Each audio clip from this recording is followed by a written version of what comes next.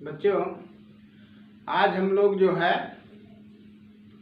प्रकाश संश्लेषण के प्रमुख जो घटक होते हैं प्रकाश संश्लेषण क्रिया के लिए उसका अध्ययन करेंगे।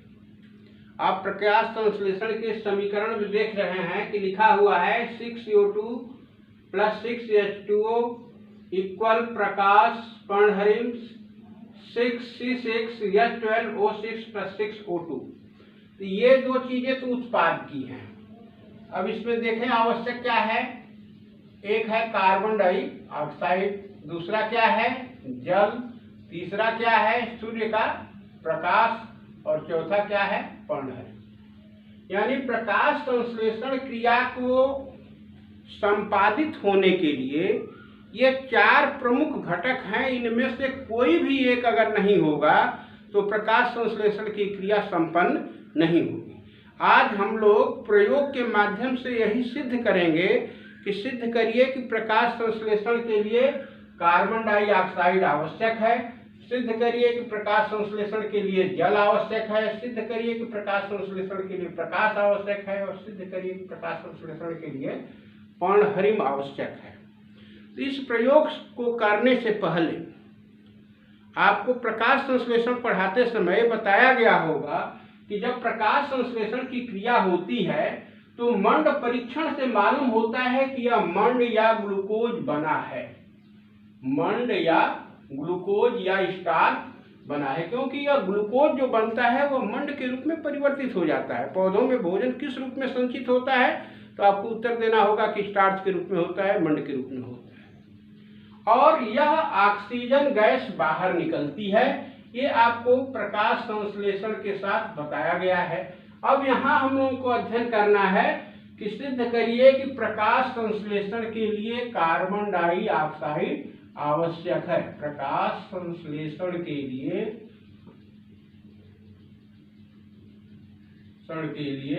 कार्बन डाइऑक्साइड आवश्यक है।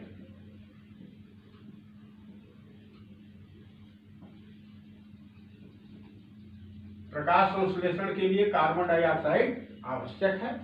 इस प्रयोग को सबसे पहले मोल नामक वैज्ञानिक ने किया था, इसलिए इसको मोल का प्रयोग भी कहते हैं।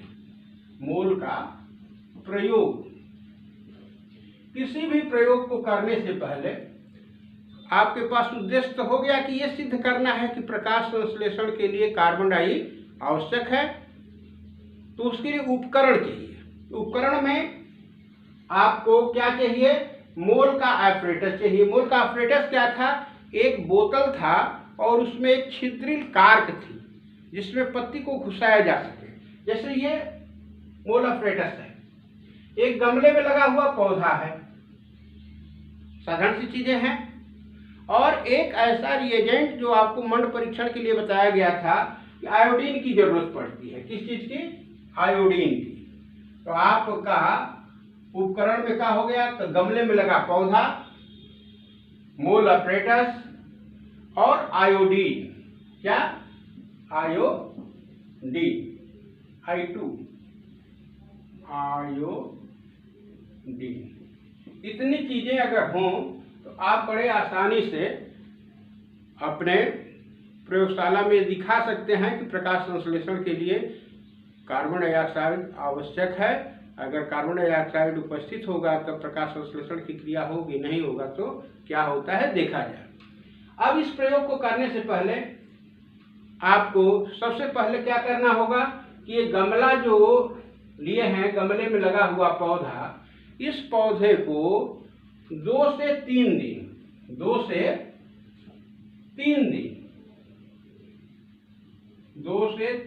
दिन यानी 48 घंटे से अधिक क्या करेंगे, अंधेरे में रख देंगे। गमले में लगे हुए पौधे को 2 से 3 दिन अंधेरे में रख दिए। अब अंधेरे में रख देने से होगा क्या कि इस गमले में लगे पौधे के अंदर जो भी भोज्य पदार्थ होंगे वह धीरे धीरे उसकी जीवन की क्रियाओं को संपादित करने में, उस लाइफ प्रोसेस को चलाने में समाप्त हो जाएंगे। यानी यह पौधा जो है मंड विहीन हो जाएगा। अंधेरे में रखने का यही तात्पर्य है। अब इस अंधेरे में रखे हुए पौधे को फिर मोल एपरेटस के साथ समायोजित करेंगे, यानी इस बोतल के अंदर KOH रखते हैं, पोटेशियम हाइड्रोक्साइड रखते हैं, और इस पोटेशियम हाइड्रोक्साइड इस बोतल में रख करके और पत्ती को जो है उसके मुंह में कार्क की सहायता से इस प्रकार लगाते हैं कि आधी पत्ती बाहर रहे और आधी पत्ती भीतर आ जाए, और फिर इसे हम सील पैक कर देते हैं कार्क की सहायता से। न बाहर की वायु जो है भीतर आवे और न भीतर से बाहर जाए। इस तरह से एपरेटस को हम समायोजित कर लेते हैं, और समायोजित करने के बाद 7 से 8 घंटे धूप में रखते हैं। अब यहाँ देखिए, जब इस एपरेटस को आप धूप में रखे हुए हैं तो इसे धूप में है तो धूप सभी भागों को मिल रही है। पर्णहरि में पत्ती पूरी लिविंग थिंग से लगी हुई है, पौधे से लगी हुई है, तो बाहर भी हरी है, भीतर भी हरी है। जड़ से लगी हुई है तो जल है। यह कार्बन डाइऑक्साइड जो है वह बोतल के अंदर वाले भाग में नहीं है, बोतल के बाहर वाले भाग में है। आपका यहाँ प्रश्न होगा कि बोतल के अंदर वाले भाग में क्यों नहीं है? तो यह जो KOH है, पोटेशियम हाइड्रोक्साइड है, यह कार्बन डाइऑक्साइड का अवशोषक होता है। तो अगर कार्बन डाइऑक्साइड इस बोतल के अंदर होगी भी तो उसको कौन अवशोषित कर ले रहा है? KOH। अब 7-8 घंटे के बाद इस पत्ती को तोड़ लेते हैं। इस पत्ती को क्या करते हैं? तोड़ लेते हैं। कार्क से निकाल लिया, तोड़ लिया, और इस पत्ती को जैसा कि आप बीकर के अंदर क्या चीज डाल करके उबालते हैं, इसको आपको पहले से पढ़ाया गया है कि मंड परीक्षण के लिए इसमें एल्कोहल से उबालते हैं। एल्कोहल डाल करके उबालते हैं, एल्कोहल। पहले प्रयोग में बता दे रहे हैं कि अगर आप भूल गए हो तो याद हो जाएगा। यह स्पीड लैंप से इसको हम उबाल रहे हैं। क्या डाले हैं इसके अंदर? एल्कोहल है, और क्या है? ये पत्ती है। कौन पत्ती? जो पत्ती आप लोग जिसका मंड परीक्षण के लिए प्रयोग कर रहे थे, इस गमले में लगे हुए पत्ती जो इस मोल एपरेटस में थी।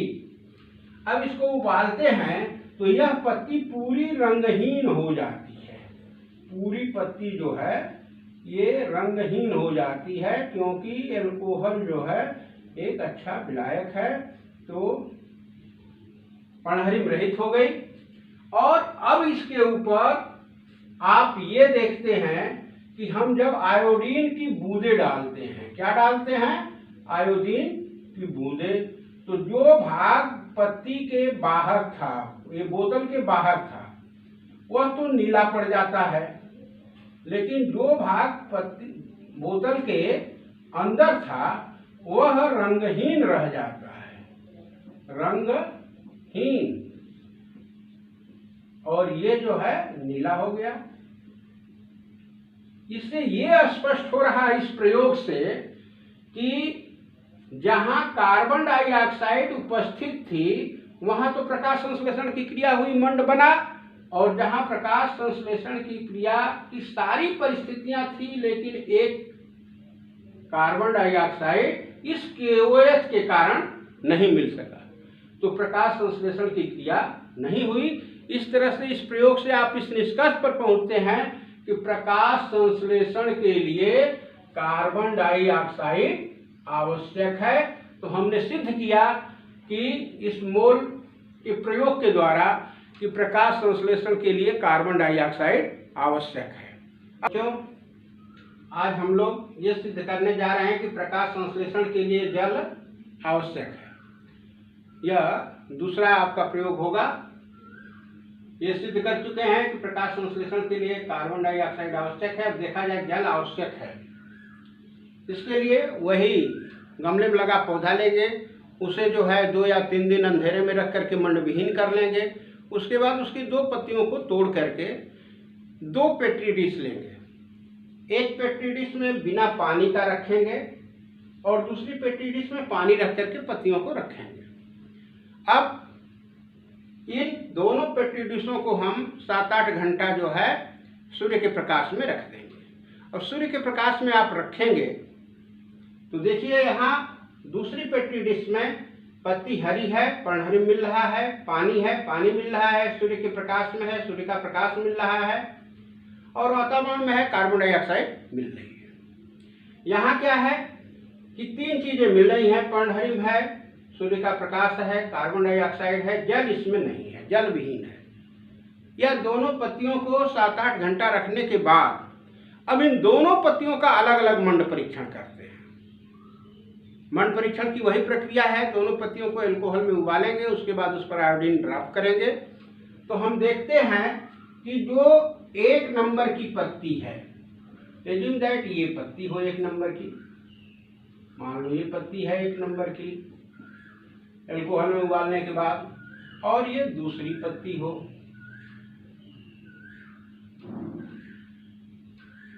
ये दूसरी वाली पत्ती हो गई, दूसरी पेटी डिश की अल्कोहल में उबालने के बाद दोनों पत्तियां एक जैसी हैं। लेकिन जब इस पर आयोडीन की बूंदें हम डालते हैं, आयोडीन डालते हैं दोनों पर, तो हम देखते हैं कि जो पत्ती की चारों अवस्थाएं थी यानी जल था वह तो काली पड़ गई, नीली हो गई। कैसी हो गई? नीली हो गई।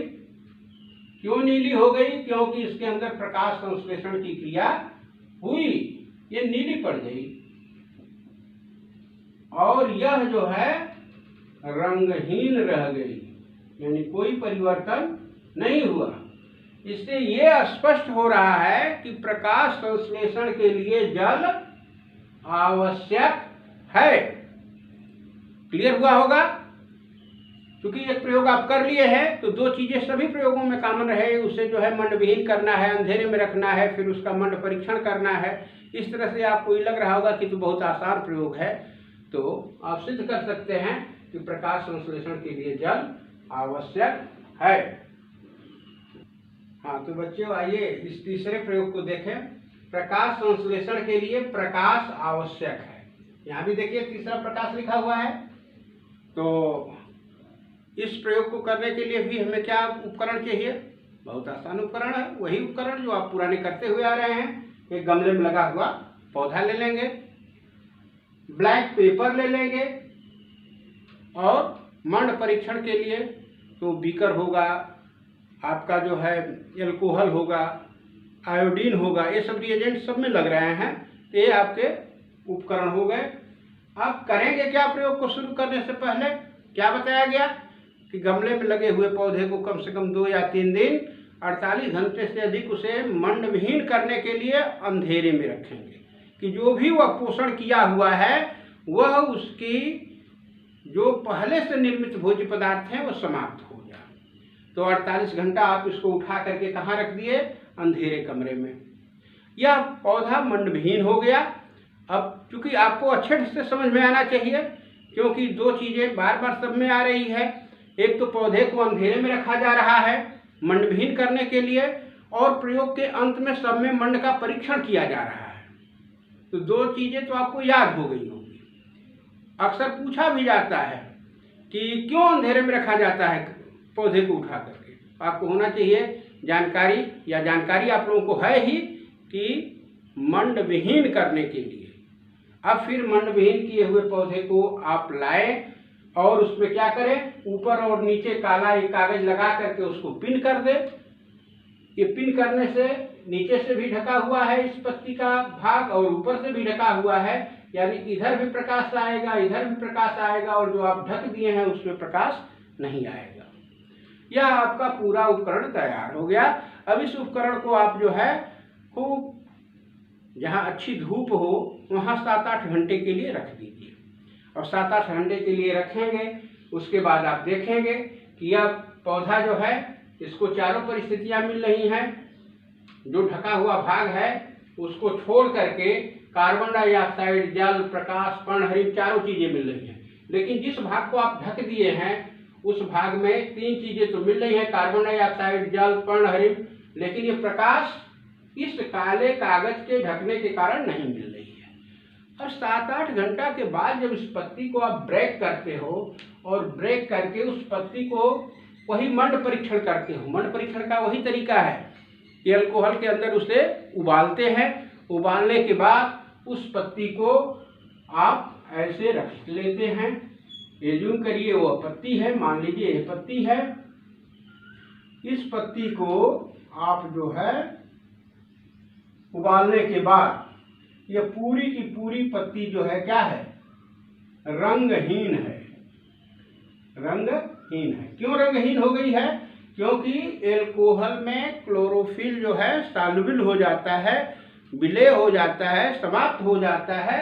वह पत्ती के ऊपर अब क्या डालते हैं, आयोडीन। क्या डाल दिए आप? आयोडीन डाल दिए। क्या कर रहे हैं आप? मंड परीक्षण, मंड परीक्षण कर रहे हैं। अब देखा जाए मंड परीक्षण में होता क्या है, हम ये देखते हैं कि पत्ती का जो भाग ढका हुआ था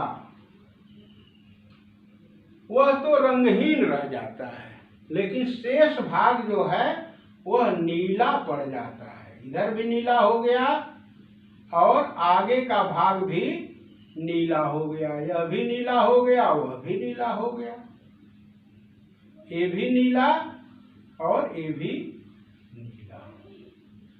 यानी यह जो प्रकाश जहां पड़ा वे दोनों भाग क्या हो गए, नीले हो गए, और जो ढका हुआ भाग था वह रंगहीन रह जाता है।